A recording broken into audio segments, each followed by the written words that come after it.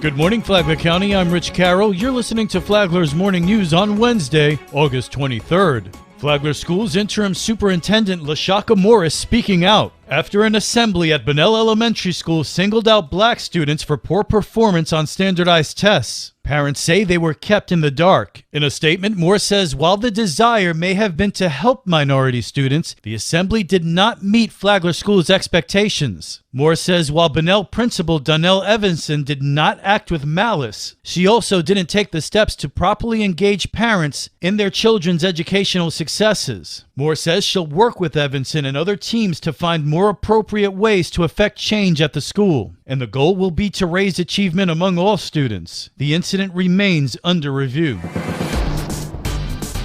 This local news is a service of Flagler County's Toyota dealer, Beaver Toyota, US 1 St. Augustine, here to wow you. Quite a bit of activity in the latest Flagler County Sheriff's Office weekend roundup. Flagler County Sheriff Rick Staley. Over the weekend, deputies made 21 arrests, handled 908 calls for service, and made 190 traffic stops. Sheriff Staley breaks down some of the more notable arrests from the weekend. Deputies conducted a traffic stop on a motorcycle on I-95 with no license plate and discovered the individual had trafficking amounts of methamphetamine and was in possession of heroin. The driver and the passenger were both arrested and taken to the Sheriff Perry Hall Inmate Detention Facility. Another individual was stopped on I-95 and was found to be trafficking 1,394 grams of marijuana in 10 individually packaged bags. He was also arrested for possession of marijuana with intent to sell. And finally, a driver tried to flee from deputies on the west side of Flagler County.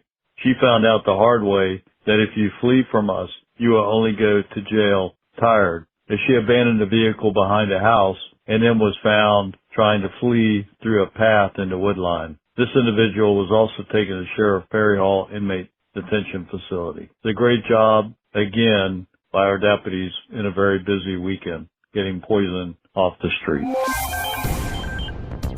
A proposed development in Palm Coast may soon be home to a lot more people than initially thought. In a first reading, City Council approved the developer's request to double the number of housing units at Lighthouse Harbor at Marina Village. Now 845 homes and apartments will be constructed on Colbert Lane. Palm Coast City Councilman Nick Kloufis. It's important to emphasize the quality and the vision behind this project. This is a tremendous project and it's going to be really complementary to the development to the north, and I think it's just on us to have the communication with the public to let them know that although this may be an upward number in total units, that this is still the vision and this is a high quality product that's going to be produced. The development will also reduce commercial and retail space to just over 100,000 square feet. City Councilwoman Teresa Pontieri cast the sole no vote on the first reading because she wants to see finalized plans. I don't mind getting rid of the commercial component because I think there is still a lot of commercial, and I agree with the applicant's position that these will be a lot of boutique shop, things like that. My concerns are similar to Harborside. What is requiring there to be a hotel, a restaurant, specifically Waterside? Because that's how this vision comes together. This vision is nothing but a hole with water in it and residential units surrounding it with maybe some commercial somewhere mixed in, unless we force it to be so. And I get it, there's property rights and all of those things, but as we're looking to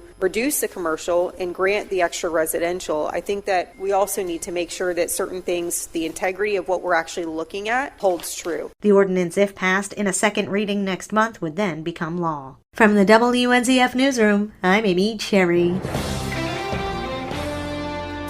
How much are visitors to Flagler County paying in bed tax? County Tax Collections Operations Manager Shelley Edmondson says while the property owner is not paying the tax, what the renter is paying is simple. In Flagler County, our tourist tax rate is 5%. So if you were to stay somewhere for $100 a night, they say your rate is $100 a night. It's not really $100. We know when we get there, we have to pay the tax. All told, a visitor in Flagler County would pay $112 a night. Real Estate Matters with host Toby Tobin is on WNZF Saturday mornings at 11 and on the Flagler radio app. Tomorrow, what happens when the property owner collects the bed tax? From the WNZF Newsroom, I'm Deb Albertson.